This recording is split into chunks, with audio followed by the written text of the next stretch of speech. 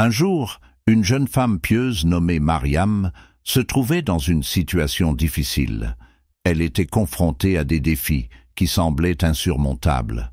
Dans son village, on parlait souvent des djinns, ces créatures invisibles qui cohabitent avec les humains. Certains racontaient des histoires effrayantes, d'autres parlaient de rencontres mystérieuses. Mariam, bien que curieuse, restait fidèle à sa foi et savait que se tourner vers Allah était la meilleure solution à ses problèmes. Une nuit, alors qu'elle priait intensément, elle sentit une présence étrange. Un murmure doux mais distinct lui parvint.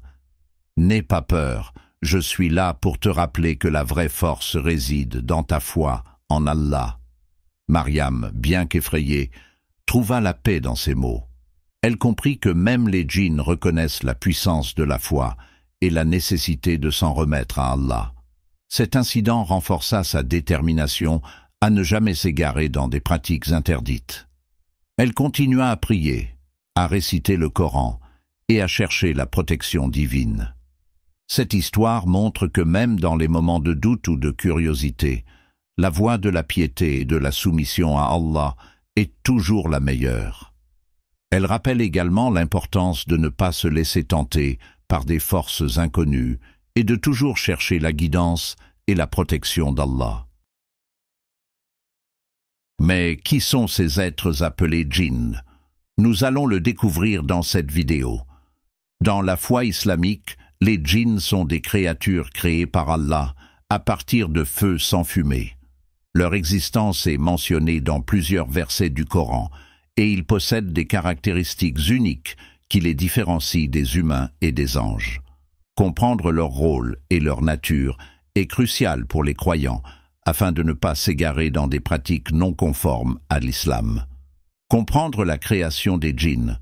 Le Coran enseigne que les djinns, comme les humains, ont été créés pour adorer Allah. Ils ont le libre arbitre et peuvent choisir entre le bien et le mal. Le verset suivant en témoigne. « Et je n'ai créé les djinns et les hommes que pour qu'ils m'adorent. » Sourate Ad-Dariyat.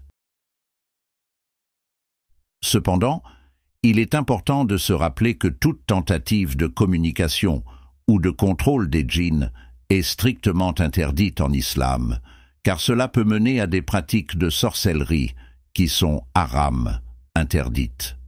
L'histoire du prophète Suleyman, Salomon, à qui Allah avait donné le contrôle sur les djinns, montre que seul un prophète peut avoir une telle autorité par la volonté d'Allah. Éviter les pratiques interdites. Le prophète Mohammed, PSL, a mis en garde contre les dangers de s'impliquer avec les djinns, chercher à utiliser les djinns pour des gains personnels, des informations cachées ou toute autre forme de pouvoir est non seulement dangereux, mais également une voie vers l'égarement. Quiconque va chez un voyant ou un devin et croit en ce qu'il dit, a renié ce qui a été révélé à Muhammad. Hadith rapporté par Ahmad. La seule protection et guidance viennent d'Allah, et chercher à interagir avec les djinns peut entraîner une perte de foi et une dépendance à des pratiques interdites. Protéger sa foi par la prière et le Coran.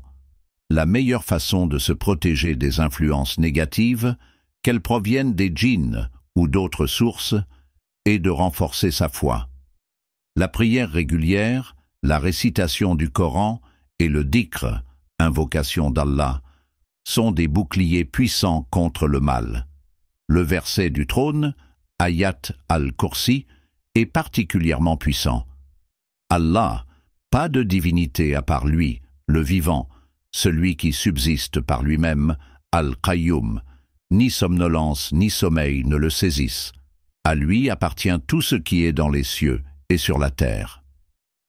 Sourate Al-Baqarah 2:255.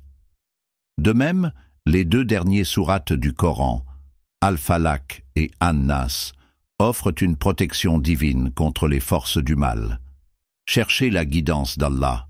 Plutôt que de chercher à manipuler des forces inconnues, les croyants sont encouragés à se tourner vers Allah pour toute aide et guidance. Allah est le protecteur ultime, et c'est en lui que les musulmans doivent placer leur confiance. Le prophète Muhammad, PSL, a enseigné à ses compagnons à toujours invoquer Allah en toutes circonstances, en récitant des prières spécifiques pour la protection et en évitant les pratiques superstitieuses. En islam, l'accent est mis sur la soumission à la volonté d'Allah et la confiance en sa sagesse. Les djinns, bien qu'étant une partie de la création d'Allah, ne doivent pas être considérés comme des alliés ou des outils. En restant fidèles à la prière, à l'étude du Coran et à la recherche de la guidance divine, les croyants peuvent naviguer dans la vie avec une foi solide et une protection divine. Que chaque musulman se souvienne que la véritable force et la protection viennent uniquement d'Allah et non de tentatives de manipulation des forces invisibles. On arrive à la fin de la vidéo, n'hésitez pas à vous abonner à notre chaîne Chemin de l'Islam et de partager la vidéo à vos proches. N'oubliez jamais que le rappel profite aux croyants. Que le bon Dieu vous protège et vous guide.